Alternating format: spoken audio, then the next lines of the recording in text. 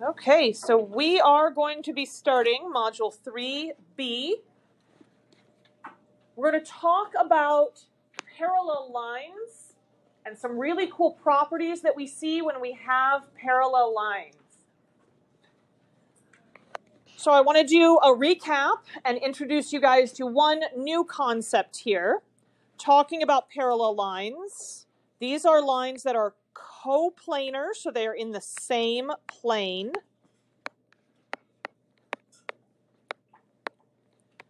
But they do not intersect. Parallel lines are in the same plane, but they do not intersect. This right here, in between line JK and line LM, is my parallel line notation.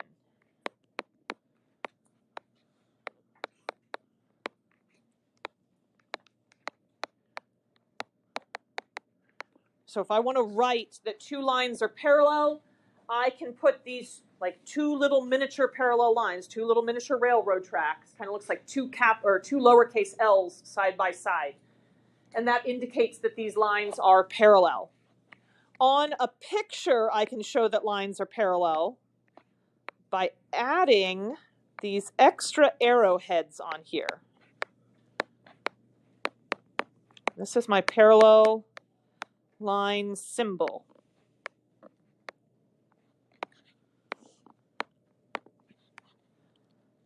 So we will add an extra arrowhead on each line, and that shows that they are parallel. Sometimes it's going to be two extra arrowheads, kind of like this right here. That would also show that they are parallel. They need to have a matching number of arrowheads to show that they're parallel. A lot like what we do with congruence. All right, one new idea most students haven't heard of is skew lines. Skew lines are similar to parallel lines in that they do not intersect, but they are not coplanar. They are not part of the same plane. So we've got a picture of it over here of what skew lines can look like. Notice I have a top plane and a bottom plane that are never going to touch. And I have lines that are going two different directions. So they're not going the same direction, but they're still never going to touch each other. And then we have parallel planes. Parallel planes are planes that do not intersect. So if I was going to look at a real-world example of this, my cube right here has several pairs of parallel planes. The top and the bottom, for example, would be parallel planes, flat surfaces that are never going to touch each other. Or the front and the back would be parallel planes. They're never going to touch each other. Let's practice identifying some of these. Let's start off with the hard one. We're going to start off with skew lines. So here I have a picture of a block, very similar to the one that I was just holding up. And we are going to identify all the lines that are skew to line BC. Line BC is right back here.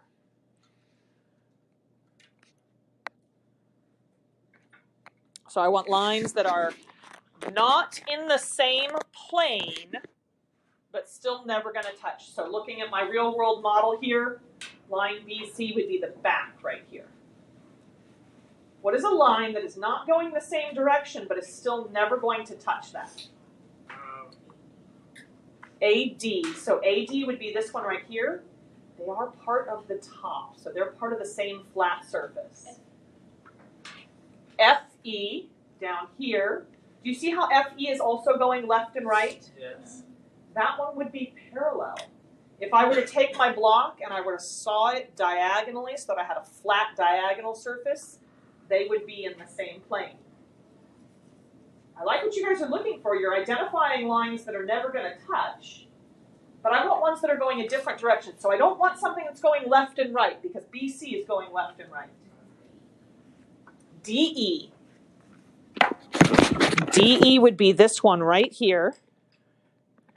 DE is going up and down, so it's going a different direction, but it's still never going to touch. So BC is this one in the back here, and DE would be this right here. They are part of two separate planes, so they are never going to touch each other. So DE would be one example. Let's go ahead and write that one down. What would be another line that is skew? It's never going to touch BC, but it's also not part of the same plane. AF, and then I heard which ones?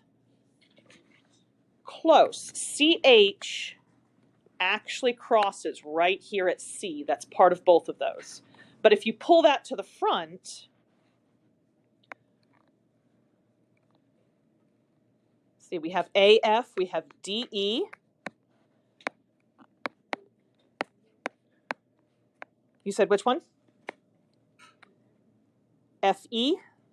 FE would be parallel because it's going left and right, just like my original line is going left and right. FG. FG goes from the front to the back.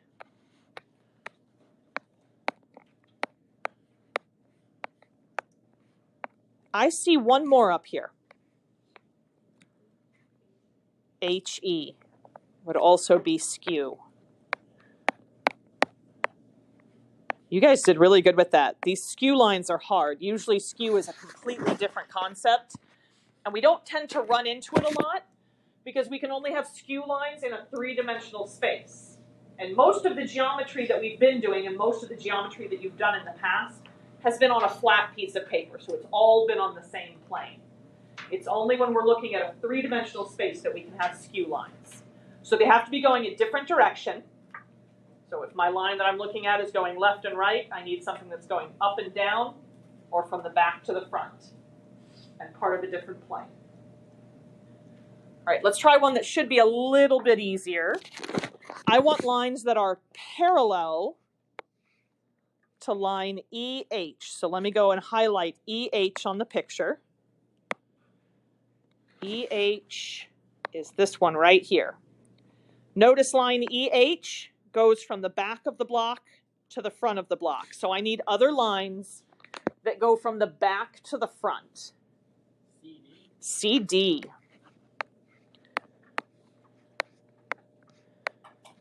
Line CD goes from the back to the front right here. What else goes from the back to the front? FG, this one right here. I see one more. AB. All four of those are parallel. They go from the back of the block to the front of the block.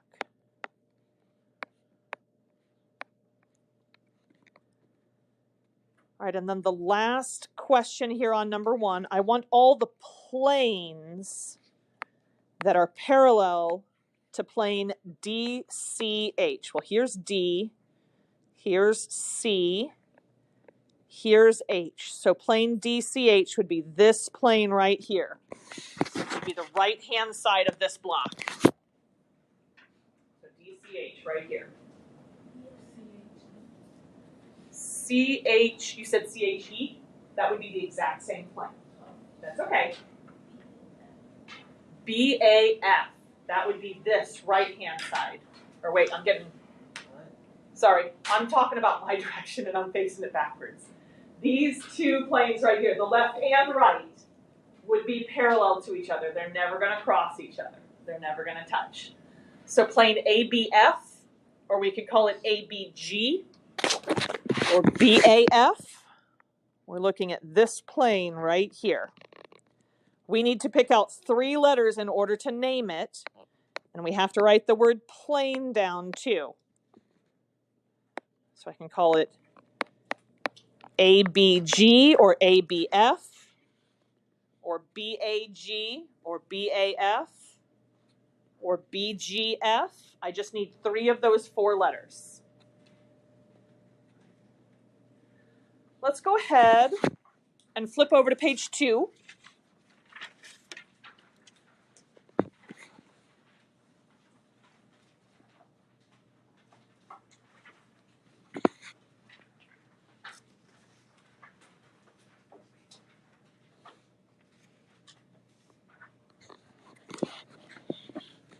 If I have a line that intersects two or more lines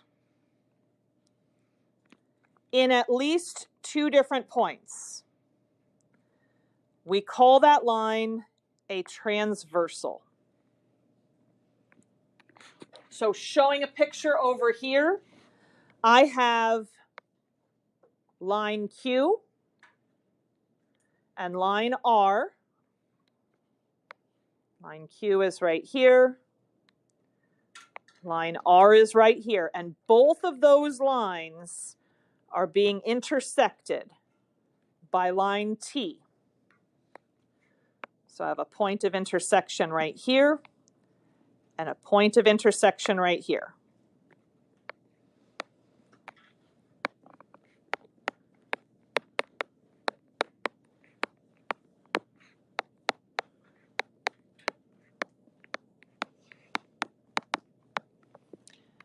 We call the line that is crossing the two other lines a transversal. So in this case, T is my transversal.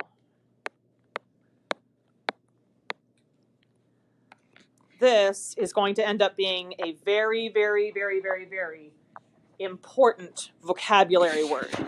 It's really important that we understand what a transversal is.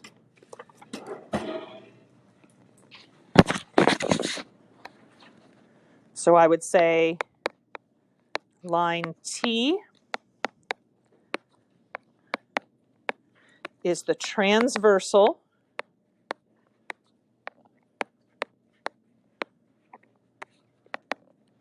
of lines Q and R.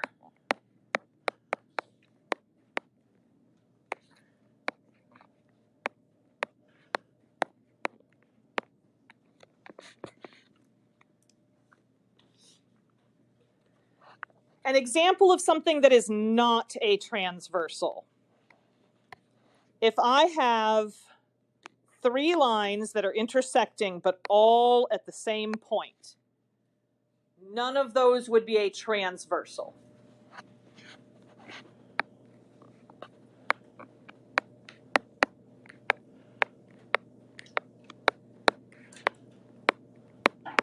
They have to intersect at different places.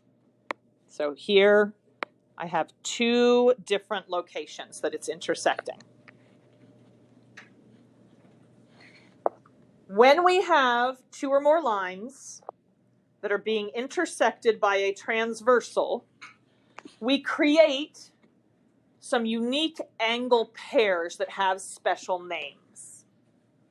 And these angle pairs, understanding what they look like and being able to identify them in a picture, is going to be just as important as being able to look at and recognize vertical angles, being able to look at and recognize a linear pair. So let's look at what some of these special angle pairs are. First, we have to talk about interior angles versus exterior angles. Interior angles lie between my two lines that are being cut by a transversal. So this space in here, if I think of lines Q and R like the bread for a sandwich, the meat and cheese would be my interior angles.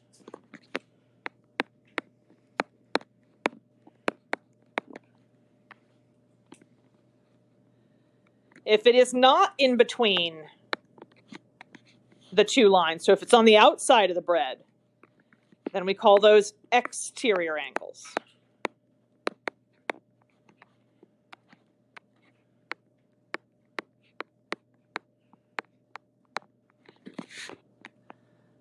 So examples of interior angles would be angles 3 and 4 and angles 5 and 6. Those are in between my two pieces of bread, my lines Q and R. The exterior angles would be angles like 1 and 2. They're on the top. Or lines 7 and 8. They're on the bottom on the outside.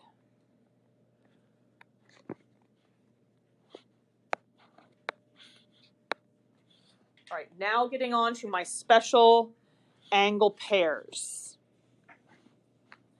The first angle pair that we're going to talk about are called consecutive interior angles. These are same side interior angles.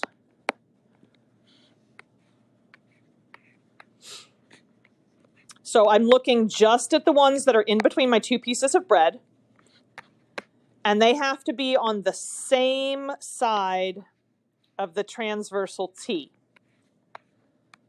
So examples would be angles 4 and 5. They're in between my two lines, and they're both on the left of transversal T. So angles 4 and 5. Angles 3 and 6 are also consecutive interior angles. They're smashed in between my bread, in between Q and R. They are both on the right side of my transversal T.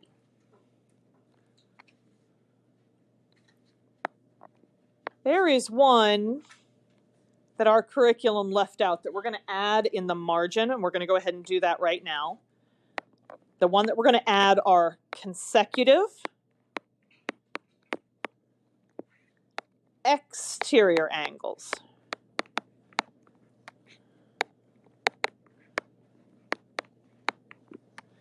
These are same side and exterior.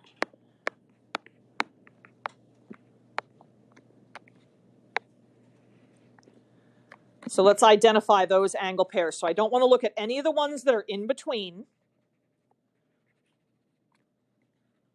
So it has to be angles 1, 2, 8, and 7 coming from those. And I want ones that are on the same side of the transversal. So if I started with angle number 1, what is an angle that touches line R that's on the same side of transversal T?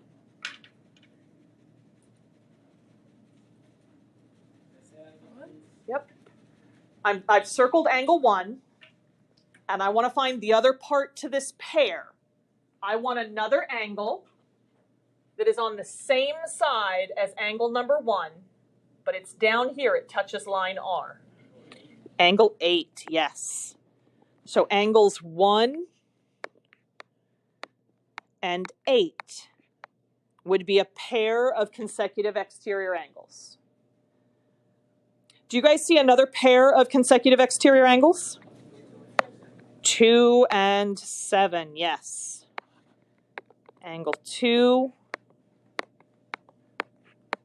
and angle 7. Beautiful. All right, so we are going to reference consecutive exterior angles, consecutive interior angles, and then there are 3 more special angle pairs that we need to talk about. We have alternate interior angles and alternate exterior angles. Let's look at our alternate interior angles first. So interior angles, I would be looking just in between my two pieces of bread. So I'm looking at the meat and cheese, smashed in between lines Q and R. They have to be on opposite sides of the transversal, and they have to be non-adjacent. So these are opposite side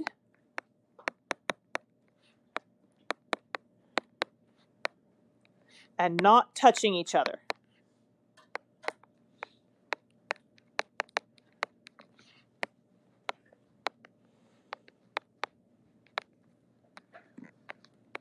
So for example, angle 4, if I picked out angle 4, I want the one that makes an alternate interior angle pair with that. It can't be touching it, so I can't go with angle 3 because that touches, that's an adjacent angle. And it has to be on the opposite side of the transversal. Well, angle 4 is on the left side of the transversal. So I'm looking for an angle that's on the right side of the transversal. What would be the matching angle for 4? It touches 3, can't touch. 5 is on the left side as well. That's on the same side. I need one that's on the opposite side. 6. Angles 4 and 6. 4 is on the left side of T and it touches line Q. 6 is on the right side of T and it touches R. What would be another pair of alternate interior angles? 3 and 5. 3 touches the right side of T and line Q. 5 touches the left side of T and line R. So those are my alternate interior angles. For alternate exterior angles, I don't care about any of the ones that are on the inside. We just want to look on the outside. They have to be on the opposite sides of the transversal, and they're not allowed to touch each other. So angle 1 and what would be angle 7? 1 and 7 would be alternate exterior. What's another pair? Angle 2 and angle 8 would also be alternate exterior. And now we get to our last pair of angles, our last special angle pair. These are called corresponding angles. And for whatever reason, this angle pair tends to be the most difficult for students to identify. This and linear pairs, for some reason, are the ones that we have the most difficulties with. I call these matching corner angles. You with me? Okay.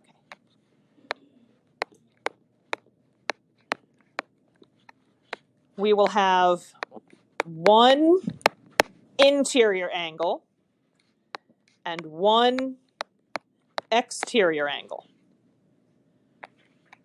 So that's why we don't have an interior or exterior in the name, because we get one of each.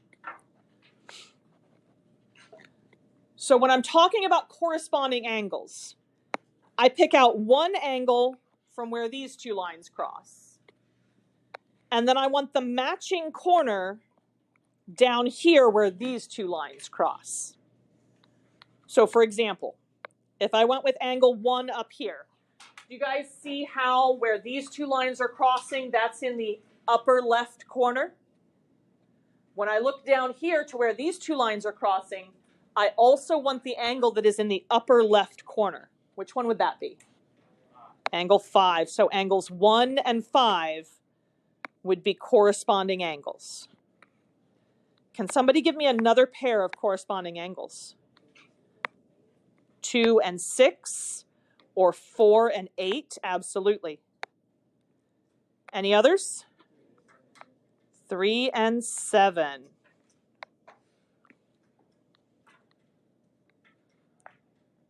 Matching corners. And I have to be looking at 2 separate intersections to find corresponding angles.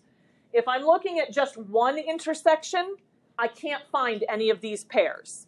If I look at just one intersection, I can have vertical angles or a linear pair. That's it. I have to look at 2 separate intersections to find consecutive interior, consecutive exterior, alternate interior, alternate exterior, and corresponding angles. Let's look at the bottom of the page at number 2 and practice trying to identify some of these angle pairs. So we're going to identify these different angle pairs either as alternate interior, alternate exterior, corresponding, consecutive interior, or consecutive exterior. Notice we only have 4 examples, so we're not going to have one of each. Let's look at our first one, part A, angle 4 and angle 5. First of all, are those interior or exterior angles? Interior. This is part of the meat and cheese. It's smashed in between. Are they on the same side or the opposite sides of the transversal? Opposite. What do we call them when they're on opposite sides but they're both interior? Yes, alternate interior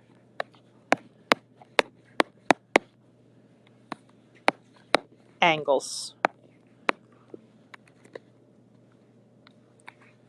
All right, let's look at a different pair. 3 and 7. Are those both interior angles? No. Are either of them interior angles? One of them is. Angle 3 is. Angle 7 is an exterior angle. It's on the very, very bottom. So I can't call them interior angles, so that rules out alternate interior or consecutive interior. They're not both exterior angles, so I can't call it alternate exterior or consecutive exterior. I notice that angle 3 up here is in the lower left corner. Is angle 7 in the matching corner down here? Yes, they're both lower left. So what do we call those? Corresponding angles.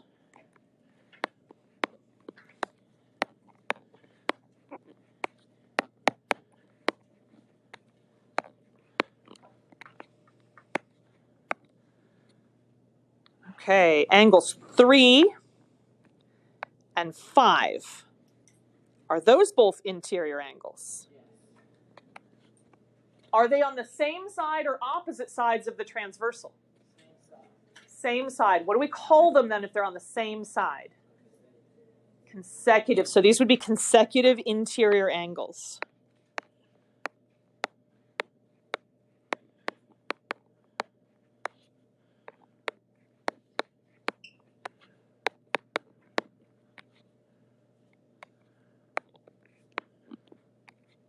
And then the last one here on number 2, angle 1 and angle 8. Are these interior angles, exterior angles, or one of each? Exterior angles. Same side or opposite sides? So what do we call them? Alternate exterior, yes.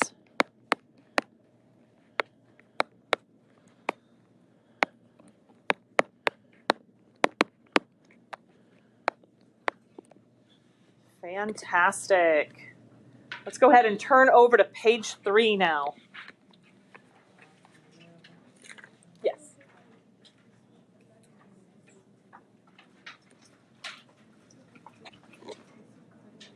Yes, absolutely. All right. We're going to identify the transversal and identify what the name is of the angles that they've given us. However, if you guys will take notice, I made a mistake when I was typing this one up. And they're all exactly the same. So we'll be making changes after we get past number 1. I'll tell you what the angles are that we're looking at. But let's start with angles 1 and 8. Let's go find those in the picture. Here's angle 1. Here's angle 8. What is the transversal that's connecting those two that they both touch?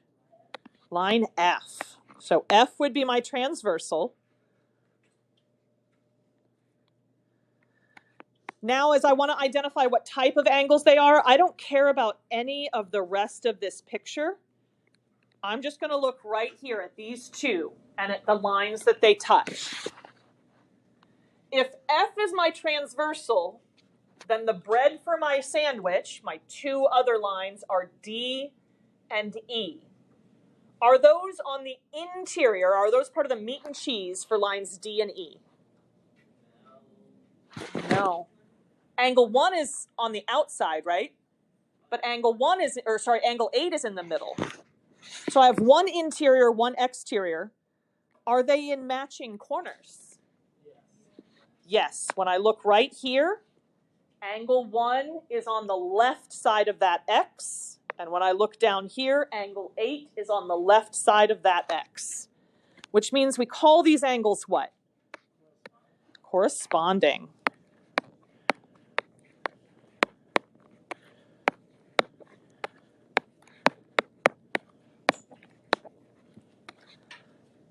All right, next one, and I have to tell you what the angles are here. We are going to look at angles 3 and 6. So let's make that change in the notes. Angle 3 and angle 6. Well, here's angle 3 and here's angle 6. What is the transversal that connects those two? Line G. So G is my transversal. I don't care about any of the rest of this picture here. If line G is my transversal, then those other two lines are the bread for my sandwich. Are 3 and 6 interior angles? No. Are they both exterior? Same side or opposite sides of the transversal? Opposite sides. So what do we call those? Alternate exterior. Alternate exterior angles. All right, the next two angles that we're going to look at here are angles 6 and 7. So we're going to change this to a 6, change this one to a 7. So here's angle 6, here's angle 7. What is the name of the line that connects 6 and 7? They both touch what? Line E. They both touch line E. So I'm not going to pay attention to any of the rest of this picture here. They both touch E, and then one of them touches G and the other one touches F. Are they interior or exterior angles? Interior. Interior. They are in between lines G and F. Okay. Same side or opposite sides of the transversal? Same side. They're both on the lower side of line E. So if they're on the same side, what do we call them? Consecutive. So these would be consecutive what? Interior. Consecutive interior angles. And then the last one, we're going to look at angles 1 and 3. Angles 1 and 3. So let's go look at the picture. Angle 1 is here. Angle 3 is here. What is the line that they both touch? What is their transversal? E. Or sorry, not E. I'm sorry, I didn't hear. I was repeating what I heard. D, my bad. E and D rhyme. Sorry. They sound really similar. But D is correct. So I'm not going to pay attention to any of the rest of this picture, blocking all the rest of it out, covering it up with my hand, not looking at it. The two lines would be my bread. So this would be the interior. Are these interior angles? No. They're exterior angles. Same side or opposite sides of the transversal? Same side. So what do we call them? Consecutive. That means same side exterior angles. Consecutive exterior angles. Nicely done. All right. Bottom of page 3. When we have two parallel lines that are being intersected or cut by a transversal, I know in this picture that the lines are parallel because I see what? I see the arrows. That's how I know these are parallel lines.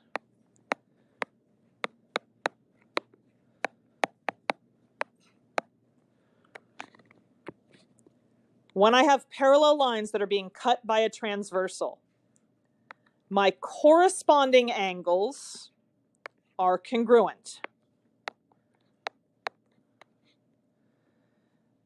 My alternate interior angles are also congruent.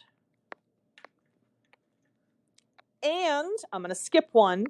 My alternate exterior angles are also congruent. So I have 3 of these special angle pairs where their relationship to each other is that they are congruent.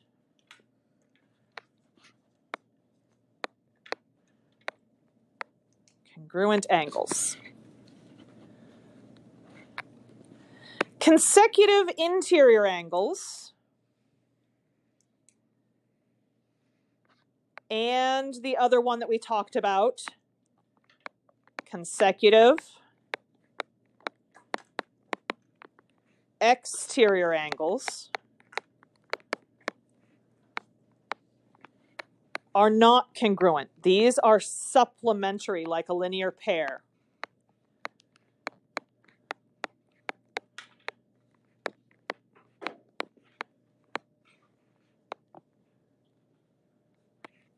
Consecutive interior, consecutive exterior. So if they're consecutive angles, they'll be supplementary. If they're alternate angles, interior or exterior, or they're in matching corners, they're corresponding, then they're going to be congruent.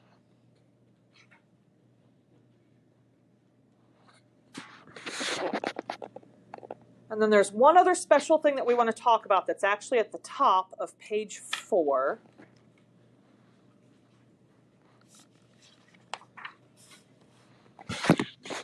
At the top of page 4, it talks about my perpendicular transversal theorem. When the transversal of 2 parallel lines is perpendicular. If it's perpendicular to one, then it will be perpendicular to the other. This is at the top of page 4. So drawing a real quick example here.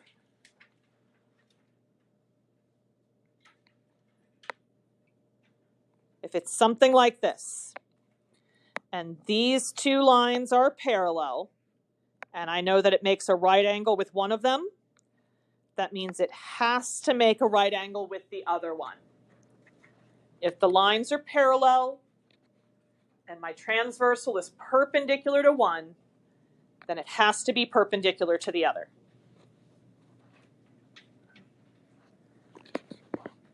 Let's see if we can practice this just a little bit, and then we'll shut it down for today. So I'm on page 4. We're looking at example number 4. I have some railroad ties, and it tells me here that cross ties I and K are parallel. So this one right here and this one right here are parallel. I know it doesn't look like it in the picture because of the perspective, but it tells me that they're parallel. And it's being cut by this transversal, H. So these lines, I'm going to mark with that parallel symbol. It tells me that the measure of angle 1, this angle right here, is 42 degrees. Tells me that right here. And it wants me to find the measurement of angle 7, which is this angle over here. Well, are those angles interior or exterior? Exterior. Same side or opposite side of H? Opposite side. So these are alternate exterior angles for angles 1 and 7. What's the relationship for alternate exterior angles? They are congruent. So angle 1 is congruent to angle 7, which means the measurement of angle 1 is equal to the measurement of angle 7. Well, how big is angle 1? 42 degrees. So 42 degrees would be the measurement of angle 7 because they are congruent.